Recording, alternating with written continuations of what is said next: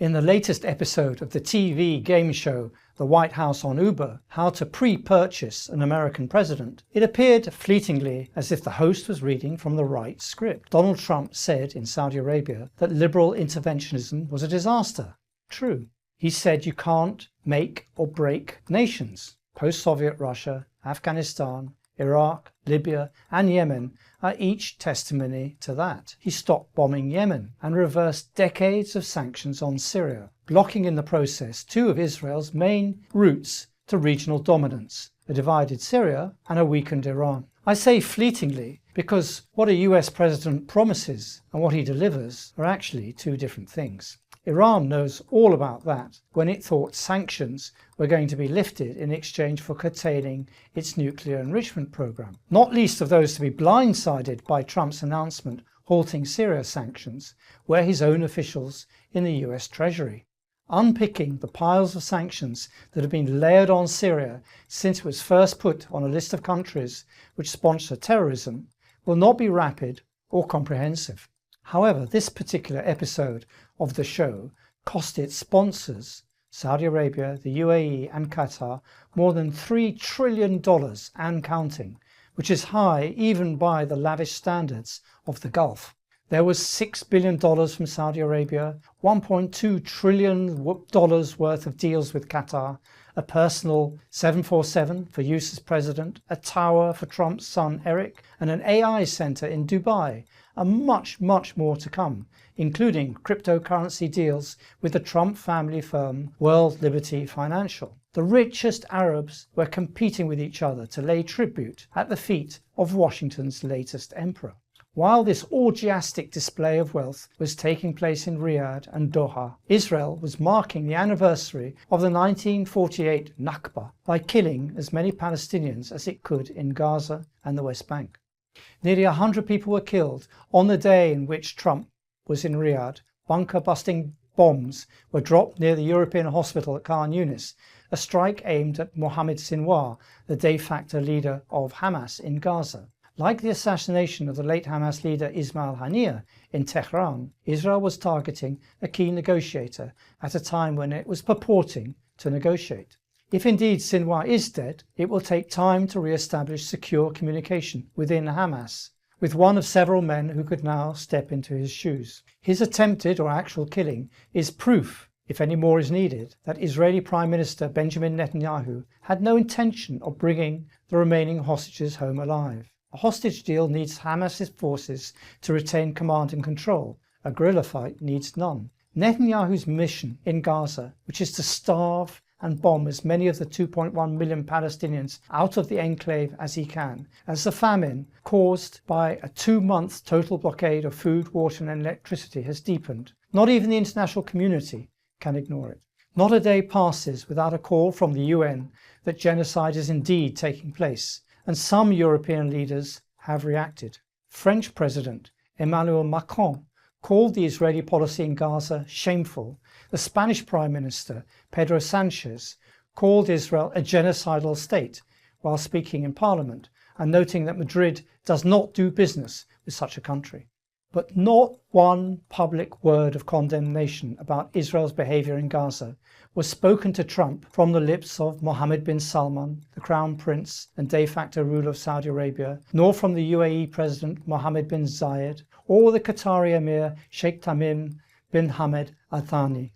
The charade in the Gulf was a massive betrayal for Palestinians, but as Palestinians know only too well, Arab rulers have a track record of abandoning them. Hamas and Hezbollah have both been severely weakened, although I question whether the blows they have received are terminal. But Hamas is still fighting on the ground as the underreported Israeli military death toll in Gaza continues to show, and no single guard has given up their hostage to save their own lives. The spirit of resistance in Gaza has not been defeated. In fact, the parallels with another historic defeat of colonial forces, the French and the Americans, have only grown stronger.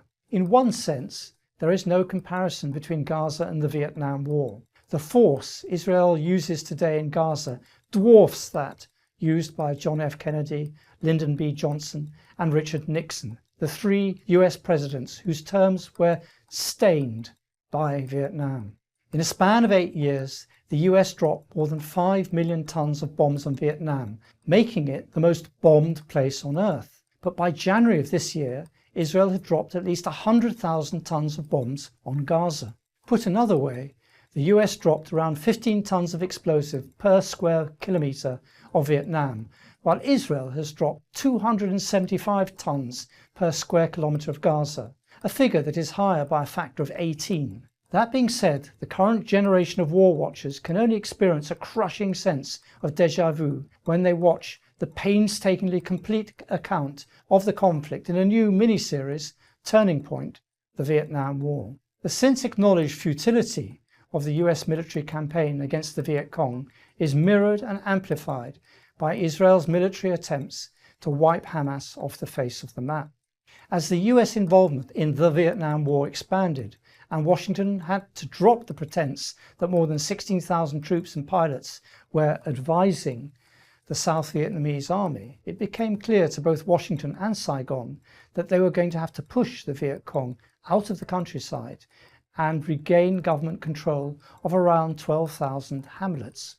Probably nothing turned the Vietnamese villagers in South Vietnam against the US and their own government in Saigon faster than something called the Strategic Hamlet Program. These were the fortified settlements where villagers who had been turned out of their ancestral lands by the US troops could be forced to resettle. In the jargon of the newsreel at the time, the villagers could start a new life purged of the communists. Closely allied to this was another assumption of the US pacification program, the father of today's counterinsurgency.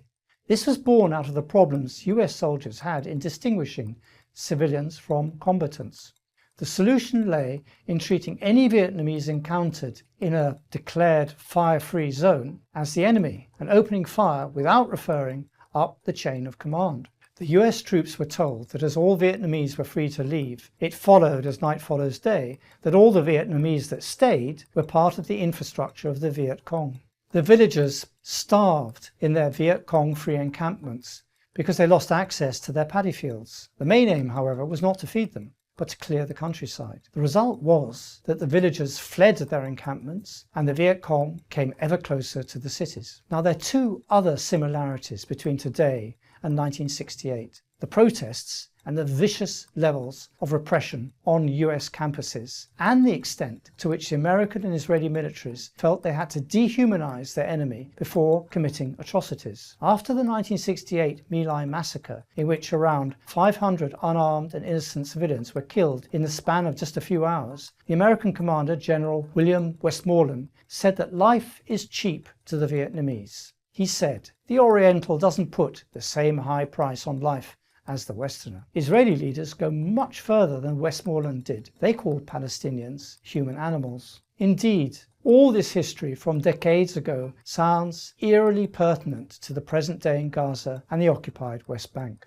From the general's plan to starve over 1 million Palestinians out of North Gaza to today's current military operation called Gideon's Chariots, the tactic of terrorizing and starving the Palestinians into the boats and the sea is the same. Israel's admission that it will let in a bare minimum of food simply seals the legal case against it in the International Court of Justice. What Vietnam did for LBJ and Nixon, Gaza will do for Netanyahu and his successor as Prime Minister, probably Naftali Bennett. For Netanyahu is much more ill from cancer than he is publicly acknowledged to be, according to sources in Britain who see him regularly. Two factors ended the Vietnam War, and with it more than a century of struggle to rid a country of a colonial master: the determination of the Vietnamese and public opinion in America.